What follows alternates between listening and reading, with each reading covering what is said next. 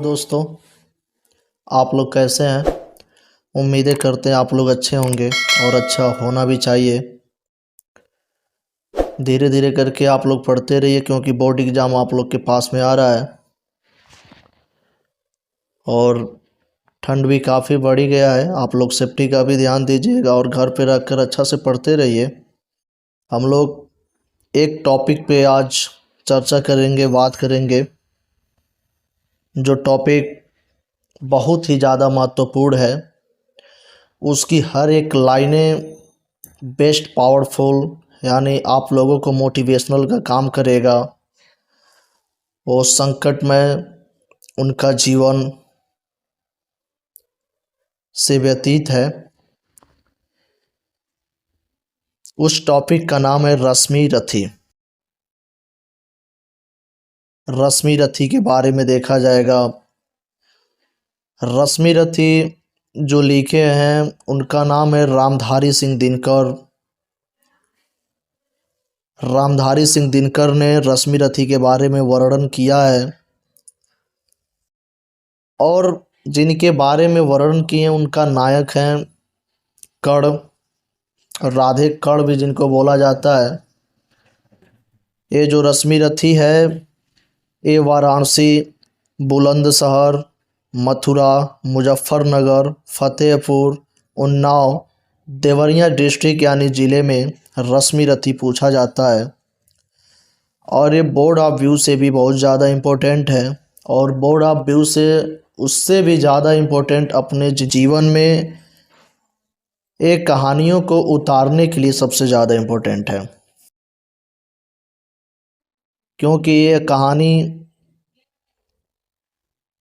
संकटमय कर्ण के बारे में, उनके जन्म से लेकर के उनके मृत्यु तक जीवन संकटमय से व्यतीत हुआ है। रश्मि रथी कथा वस्तु सारांश को देखा जाएगा जिसमें 7 सर्ग होंगे। 7 सर्गों में रश्मि रथी को विभक्त किया गया है, जैसे प्रथम सर्ग, द्वितीय सर्ग, तृतीय सर्ग, ऐसे करके रश्मि रथी को देखा जाएगा। रश्मि रथी नामक खंड काव्य का कथानक 7 सर्गों में विभक्त है, जिसका सारांश इस प्रकार है।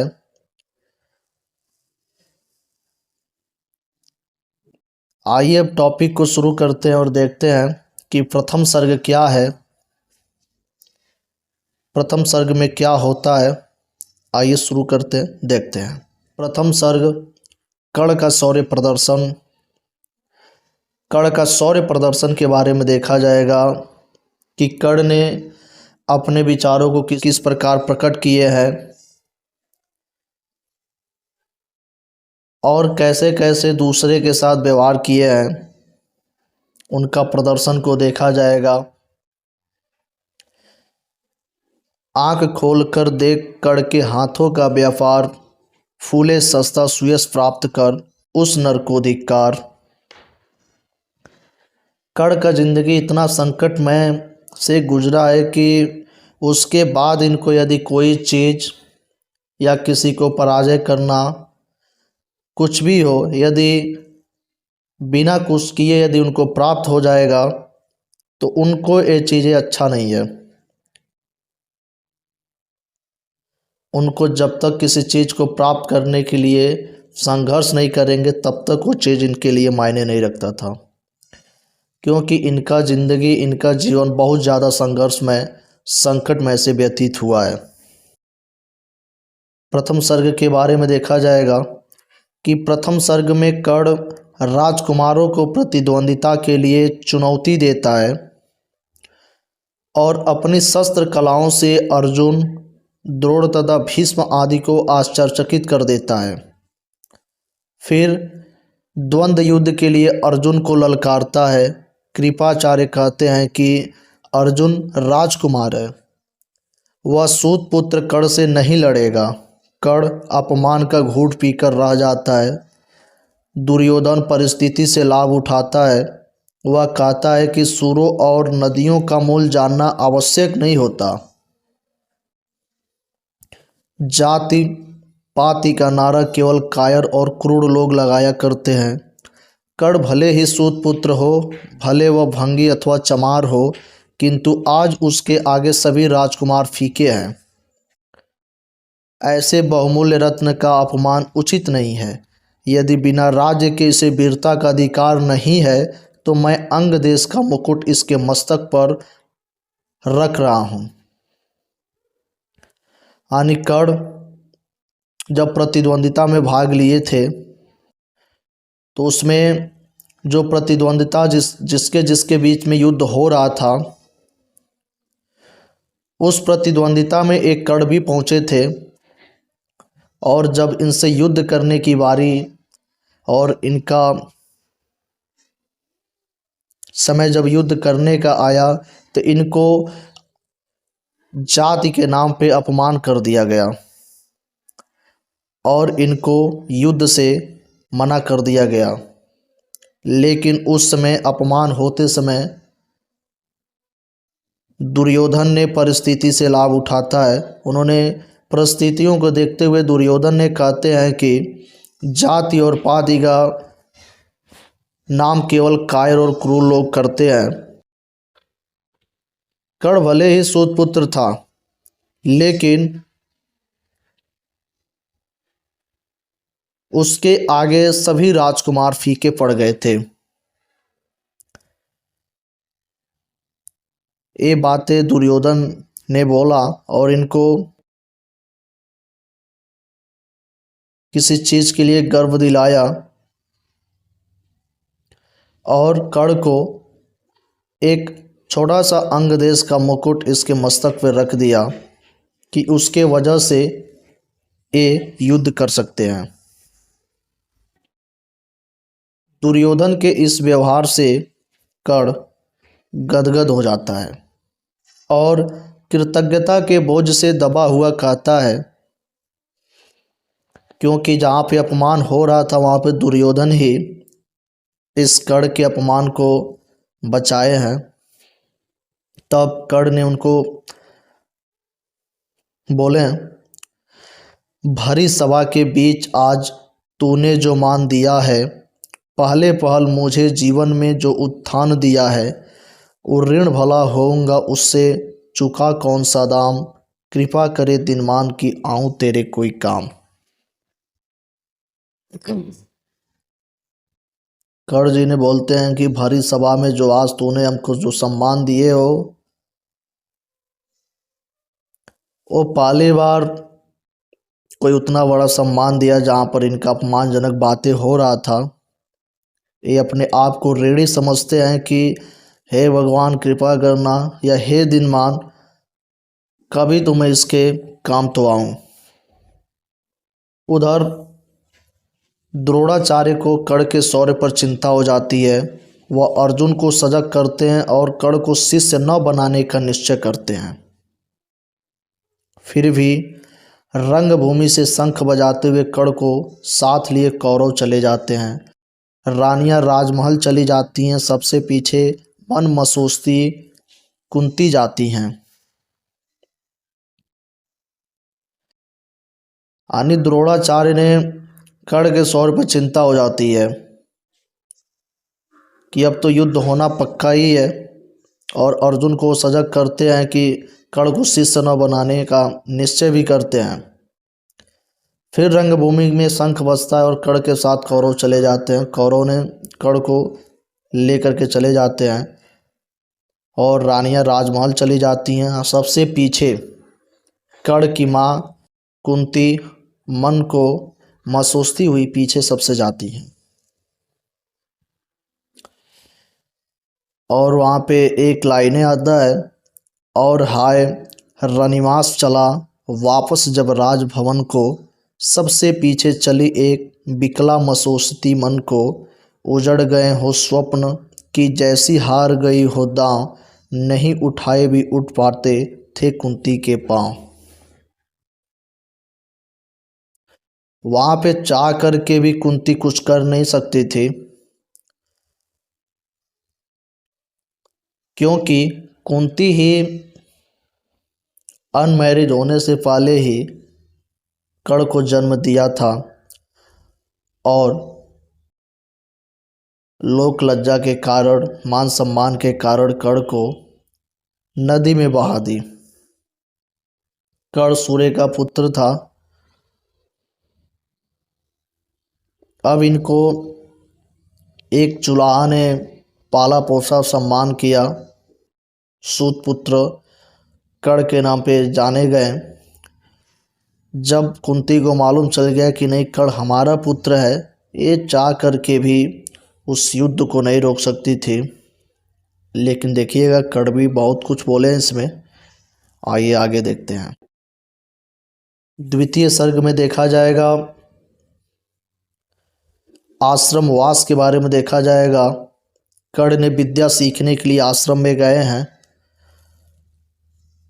और वहाँ पे परशुराम जी ने कर्ण को क्या बोले हैं उसको देखा जाएगा। सीख लाया ब्रह्मास्त्र तुझे, जो काम नहीं वह आएगा, है यह मेरा श्राप, समय पर उसे भूल तू जाएगा। परशुराम जी कहते हैं कि जो हमने ब्रह्मास्त्र शस्त्र अस्त्र का ज्ञान तुम्हें दिया हूँ, जब उसका समय आएगा तुमको उपयोग करने के लिए, तब तुम भूल जाओगे उसको। एक किस रीजन, किस वजह से श्राप दिए कर्ण को, आइए उसको देखते हैं। द्रोणाचार्य द्वारा धनुर्विद्या न सिखाए जाने का आभास होने पर कर्ण द्रोणाचार्य के गुरु परशुराम के आश्रम में गया, जहां परशुराम ने कवच और कुंडल के कारण कर्ण को ब्राह्मण कुमार समझा और उसे अपना शिष्य बना लिया। एक दिन वह कर्ण की जंघा पर अपना मस्तक रखकर सो रहे थे। कर्ण गुरु के इस वात्सल्य भाव से भीगा चिंतन में डूबा हुआ था। तभी एक जहरीला कीड़ा कर्ण की जांघ में काटने लगा। गुरु की निद्रा भंग न हो इसलिए कर्ण हिला डोला तक नहीं, किंतु रक्त की गर्मधारा के स्पर्श होते ही परशुराम जाग पड़े। कर्ण की सहनशीलता को देखकर उन्हें उसके क्षत्रिय होने का संदेह हुआ। वे क्रोधित होकर गंभीर स्वर में बोले, तू अवश्य ही क्षत्रिय या किसी अन्य जाति का है। कर्ण द्वारा स्वयं को सूत पुत्र स्वीकार कर लेने पर भी उनका क्रोध कम नहीं हुआ और कर्ण को श्राप दिया कि मेरे द्वारा सिखाई गई ब्रह्मास्त्र विद्या तू अंत में भूल जाएगा। यह सुनते ही कर्ण विकल हो उठा। उसकी व्याकुलता देख परशुराम ने वरदान दिया कि तू संसार में महान कहलाएगा तथा भारतवर्ष का इतिहास तेरी गौरव गाथा गाएगा। इसमें कर्ण ने अपने गुरु की निद्रा भंग न होने की वजह से उनको डिस्टर्ब नहीं किया सोने में, लेकिन रक्त की गर्म धारा के स्पर्श होते ही परशुराम ने जाग पड़े और इन्होंने ब्राह्मण नहीं होने की वजह से श्राप ही दे दिया कर्ण को। लेकिन ये कहानी अभी आगे और बढ़ती है। वहाँ पे श्राप देने के बाद कर्ण ने बहुत विनती किया। विनती करने के बाद भी परशुराम नहीं माने और वहाँ पे एक चीज़ें जो बोले हैं कि संसार में महान तो तुम कहलाओगे तथा भारतवर्ष का इतिहास तेरी गौरव गाथा भी गाएगा। आइए उसके बाद क्या होता है नेक्स्ट सर्ग में देखा जाए। नेक्स्ट सर्ग यानी तृतीय सर्ग में देखा जाएगा कृष्ण संदेश के बारे में कि कृष्ण ने क्या संदेश लेकर के आए थे पांडवों के बीच। धरती की तू है क्या विसात, आ जाए अगर बैकुंठ हाथ, उसको भी न्यौछावर कर दो कुरुपति के चरणों पे धर दो। तुम धरती का क्या विसात हो, अगर आ जाए बैकुंठ हाथ, उसको भी न्यौछावर कर दो कुरुपति के चरणों पे धर दो। इसमें श्री कृष्ण ने पांडवों के दूत बनकर संधि का प्रस्ताव लेकर दुर्योधन के पास जाते हैं। दुर्योधन पांडवों को केवल 5 गांव भी देने को तैयार नहीं होता, बल्कि उल्टे श्री कृष्ण को भी बंदी बना लेता है। उसके बाद श्री कृष्ण अपने विराट रूप का प्रदर्शन करते हैं। माना जाता है कि जब श्री कृष्ण ने अपने विराट रूप का प्रदर्शन किया तो पूरी सभा में चमक इतना ज़्यादा उठ गई कि किसी को इनका विराट रूप देखने का समय ही नहीं मिला। मात्र सबसे पीछे 2 व्यक्ति बैठे थे लोग, जो अपने मन को एकदम दारुण, अपने मन को अपने कब्जा में रखे थे लोग, वही 2 व्यक्ति इनके विराट रूप को देख पाया है। सर्वत्र आतंक व्याप्त हो जाता है। श्री कृष्ण यहाँ से वापस होते समय कर्ण को साथ लाते हैं और कर्ण को समझाते हैं कि कर्ण, तुम्हारे ही बल पर ये दुर्योधन युद्ध ठान रहा है।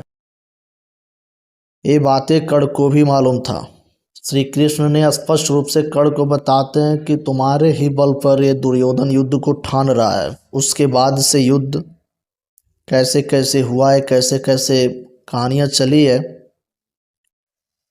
अभी तक के लिए इतना ही। उसके बाद से 4 सर्ग अभी और बचा है। चार सर्ग को नेक्स्ट डे पढ़ा जाएगा और इस कहानी को डिटेल में ख़त्म किया जाएगा नेक्स्ट डे। तब तक इस कहानी को पढ़िए और समझिए, क्योंकि हर एक लाइनें कर्ण के बारे में पावरफुल और मोटिवेशनल का काम करेगा। एग्जाम ऑफ व्यू से कम, लाइफ ऑफ व्यू से ज़्यादा इसको ध्यान दीजिएगा, क्योंकि कर्ण की महानता का विवरण निम्न प्रकार इसमें किया गया है। तब तक के लिए 3 सर्ग को ध्यान दीजिएगा, अच्छा से पढ़िएगा, सुनिएगा, याद करने का प्रयास कीजिएगा, उससे ज़्यादा समझने का प्रयास कीजिएगा, क्योंकि एग्ज़ाम में पूछेगा सर्ग, तो आप लोग अच्छा से इसको नोट डाउन लिख दीजिएगा। तब तक के लिए इतना ही, मिलते हैं next topic next day. Thank you.